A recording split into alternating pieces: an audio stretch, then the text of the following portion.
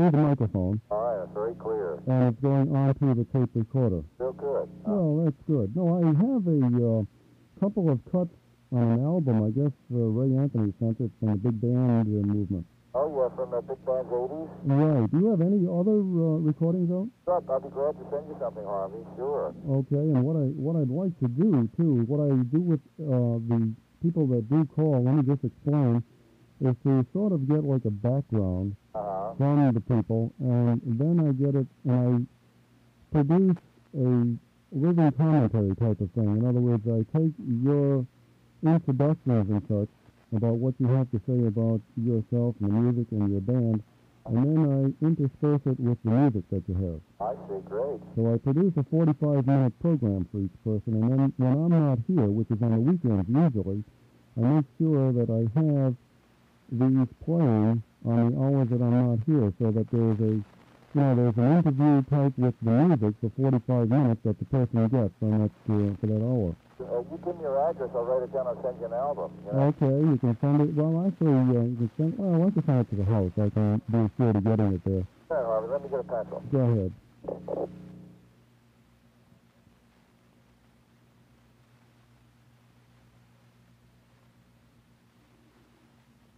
Okay, wait a minute when I get this. Okay. Well, just a second. All righty, All Harvey. right, the name is Harvey, H-A-R-V-E-Y. Your last name is L? I-S-K-E-R. T-E-R? No, K as in kiss. Lisker, okay. Right, everybody gets that like a T, but it's a K. Right, okay. It's 8 Tarbell, T-A-R, Right, B-E-L-L, right. Terrace, Paris, okay. Utica, Utica, New York, Good. zip code 13501. 13501. Right. Okay. I always get Utica mixed up with Ithaca. Now, where is, Okay, Ithaca is not that far away. As a matter of fact, my daughter just graduated Ithaca College. and how about, where is, Cornell, where's Cornell? Cornell is in Ithaca. Right. I know I left a jacket hang up there about, I don't know how many years ago when I was traveling with a band. I have a band leader that left the jacket hanging up in her closet, so maybe if you come up here, I'll give you that jacket. Might be the one. I was Elliot Lawrence at the time. I had Barney Lydell, who was with Lawrence Welk. You know, he played first trombone when he left us. He went with Welk. He was with him longer than anybody, I guess. And Barney was my roommate. He was in a big hurry to run out. I ran out to catch him. I left my jacket hanging in the closet. Funny you should mention, did you say Elliot Lawrence or Sid Lawrence? Elliot Lawrence, right? Lawrence, yeah. Sid Lawrence is over in the... Right, well, I just received an interview from him with some of his, I'll explain to you also. I changed programs once a month with the United Kingdom. There's a fellow over there by the name of Rod Sword in Bradford, England. He produces big band jazz music for Pine Radio. Great. And he and I change programs. I play the English sound and he plays the American sound. So when I take the interviews, they play about 45 minutes of music, I send that over to England as well, and now we're doing it to Australia. That's great. Chuck Cecil has my stuff. You know Chuck Cecil? I've heard of him. Yes, I forget what he calls it. He's on about 125 stations. He liked my album, and he taped it. He's all over the country. He's also over in Europe. Mm-hmm. That's great. I'll tell you, so much happening with big bands. It's so interesting. Well, it's true, but, you know, the people that seem to have the power still don't believe it yet. No, they're still... Well, what it is, they lost so much money with disco. You know, they sunk millions into disco, and they lost their shirts. And they're afraid to stick their neck out. They're all waiting for somebody else to jump on the big bandwagon thing, you know. Right, and I tell you, I find too that this music of your life is dying out.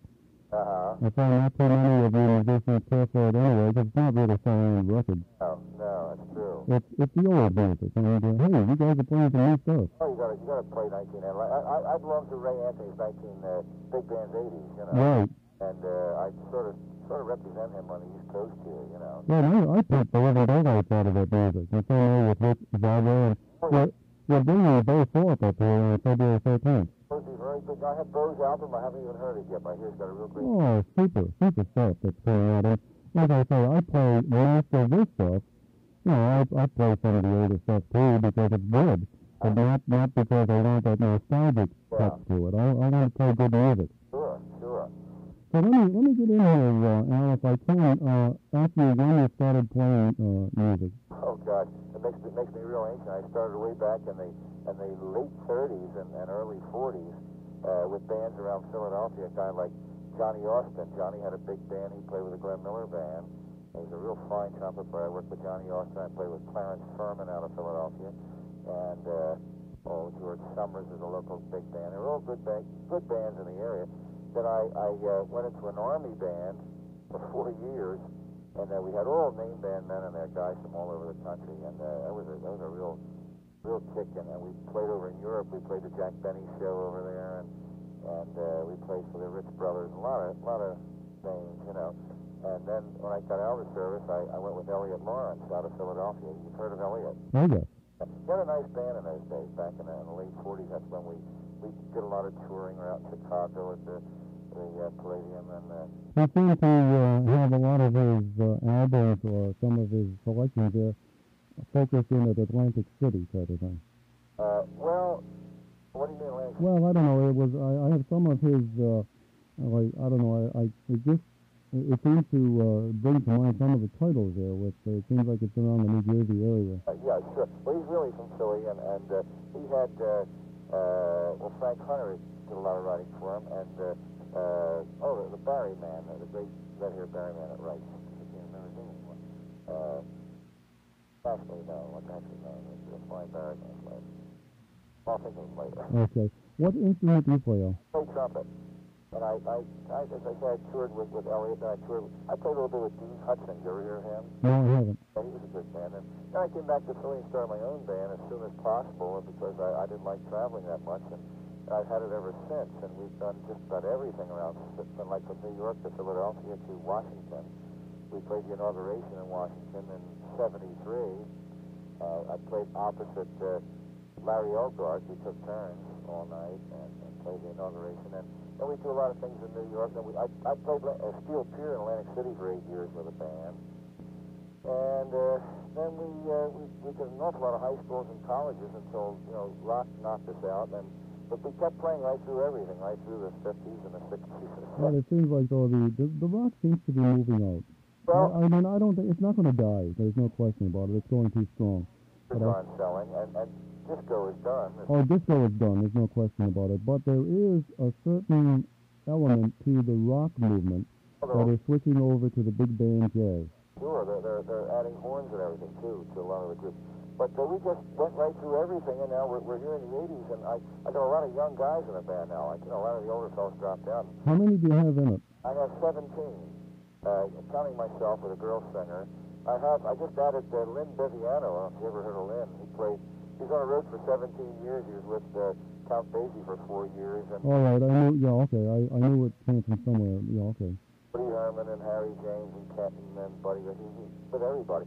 Well, he's on trumpet with me, and Jimmy Padgett's my lead trumpet player. Jimmy played with everybody. Played with Jimmy Dorsey and Spivak and Hal McIntyre and Elliot Lawrence and everybody. And I have like 3 or 4 older guys, like the veterans, and I have a lot of young kids out of the local colleges that blow up a storm. Right, and everybody seems to be doing that also. Well, you have to do that. You have a few of the veterans that just sort of, stabilize the band, and you have the kids come in that have a lot of natural talent and good training from the colleges, and the combination is great. And I have charts by Walt Stewart out of Florida. Walt and I work together with bands, and Walt wrote for everybody. And I also have charts by Larry McKenna, who plays tenor for me, and he plays some alto. He played with Woody Herman, and he writes real well. And do you do any writing yourself?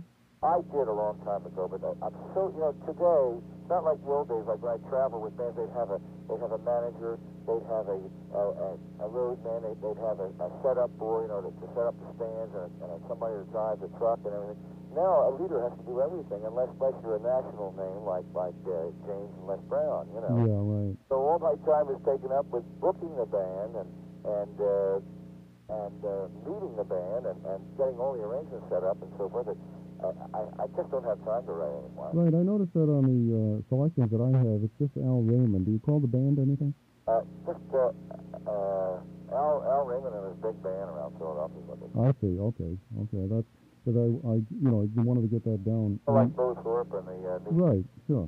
Okay. Something like that. And maybe I ought to add something to it. I don't know. I just never did get around to it. But we're so well known around Philly. Well, we're considered the big band in Philadelphia, I guess. Well, you're going to be well known around here, too, when I get through with you. Hope so. Also in England and Australia, because they're doing a good job for us. As a matter of fact, just to tell you that on New Year's Day, I guess it was, the gentleman that produces the show in England called me up from England just to wish me a Happy New Year. Wonderful. And also to tell me that since we have been exchanging programs, his rating went up 11.6%. Wonderful. So obviously, the people like it. Sure. Oh, there's no doubt about it. Well, you know, Big Bands International from over in England, there's a publication called Big Bands International, and the American secretary lives right in my neighborhood here. Really? Robbins, yeah, and he has a real great thing, and it's a guy named Roy Belcher, B-E-R-C-H-E-R, over in England. He's the originator of the thing, and that goes all over the world. Well, this is very interesting. I was just talking with my operations manager, and he says, you know, there's something to the theory that if you know 5 people, you'll get to know just about everybody in the world, and it's really boiling down to that. Have you heard of the Daley Wilson band out of Australia?